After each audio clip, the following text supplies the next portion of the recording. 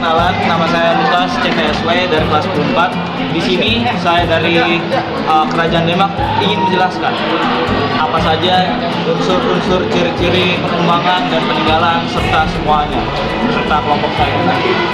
Akan saya tampilkan tentu. Oke, yang pertama, awal berdirinya Kerajaan Banten.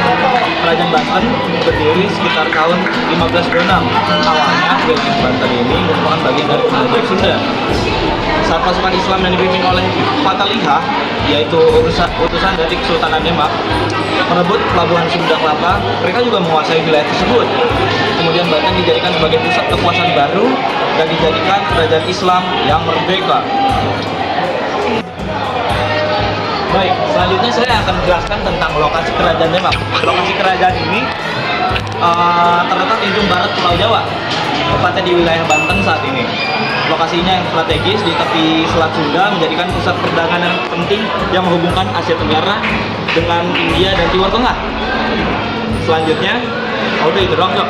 Hai, perkenalkan, nama saya Adalah Kalista Syara Putri dan hari ini saya akan memberitahu kalian semua tentang beberapa raja terkenal di Kerajaan Banten.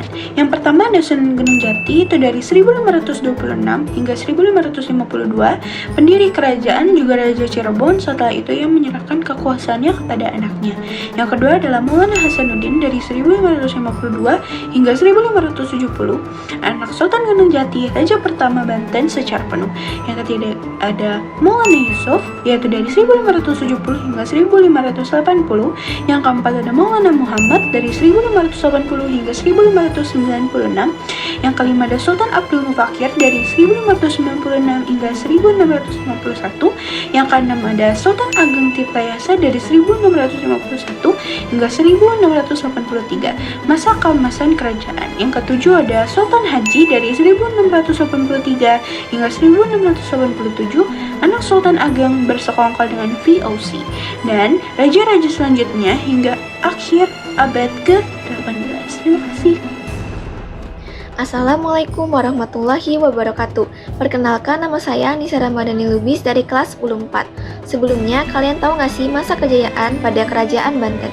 Kerajaan Banten mencapai puncak kejayaannya pada masa pemerintahan Sultan Ageng Tirtayasa yang memerintah dari tahun 1651 hingga 1683. Pada masa ini, Banten berhasil memperluas wilayahnya, memperkuat perekonomian melalui perdagangan lada, dan membangun berbagai infrastruktur penting. Pelabuhan Banten Lama menjadi pusat perdagangan internasional yang sangat ramai. Pedagang dari Asia, Eropa, hingga Timur Tengah datang silih berganti untuk berdagang di sini. Luar biasa bukan? Nah, sekarang mari kita bahas tentang keadaan sosial, ekonomi, dan politik di masa itu. Yang pertama ada keadaan sosial.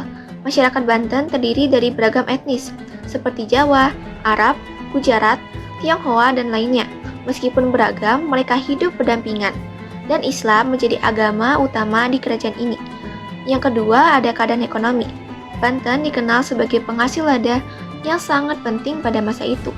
Aktivitas perdagangan berlangsung sangat ramai, terutama di Pelabuhan Banten Lama, yang menjadi pusat ekonomi kerajaan.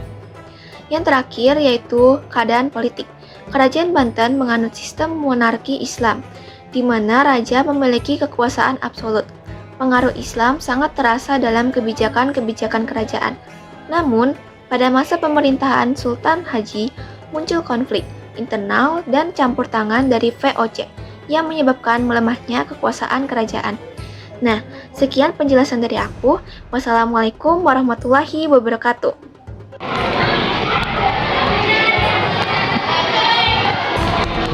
Baik, selanjutnya saya akan membahas tentang strata sosial yang ada di Kerajaan Demak. Yang pertama ada kaum bangsawan sebagai keluarga sultan dan keraton. Yang kedua, kaum ulama dan cendekiawan Islam. Yang ketiga, ada pejabat dan pegawai kerajaan yang disebut juga sebagai abdi dalam. Yang keempat, ada pedagang dan pengrajin. Masyarakat ini kelas menengah. Mereka sangat penting karena Banten adalah kerajaan perdagangan. Pengrajin menghasilkan barang-barang seperti air, logam, dan kapal. Yang kelima, petani dan nelayan. mayoritas ini merupakan mayoritas penduduk karena hidup di desa-desa dan menggantungkan hidup dari pertanian, terutama padi dan perikanan. Yang terakhir ada hamba sahaya atau budak. Lapisan sosial terbawah, mereka bekerja untuk bangsawan atau pedagang kaya. Budak bisa berasal dari tawanan perang atau dari luar negeri yang dibeli melalui perdagangan. Demikian penjelasan saya. Terima kasih. Assalamualaikum warahmatullahi wabarakatuh. Perkenalkan, nama saya Bang Rosladili dari kelas 10. Oke, selanjutnya saya akan menyampaikan materi tentang peninggalan kerajaan. Masjid Agung Banten dibangun oleh Sultan Maulana Hasanuddin, masih berdiri sampai sekarang. Yang kedua ada Keraton Sorosowan. Di sana Raja Banten, kini tinggal reruntuhannya. Terus yang ketiga ada Benteng Spellwith, bangun oleh Piyosi untuk mengawasi Banten. Dan yang keempat ada Pelabuhan Banten Lama, bekas pelabuhan internasional.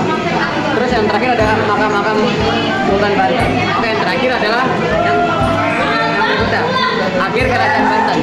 Kerajaan Banten mulai mengalami kemunduran sejak konflik internal antara Sultan Ageng Tirayasa dan putranya Sultan Haji yang didukung oleh Piyosi pada tahun 1683. Sultan Ageng ditangkap oleh Piyosi. Sejak itu, Banten menjadi kerajaan boneka di bawah pengaruh Piyosi pada tahun 1808. Masa pemerintahan di Endels, kerajaan Banten secara resmi dibubarkan dan diintegrasikan ke dalam kekuasaan Hindia Belanda. Sekian dari saya. Wassalamualaikum warahmatullahi wabarakatuh.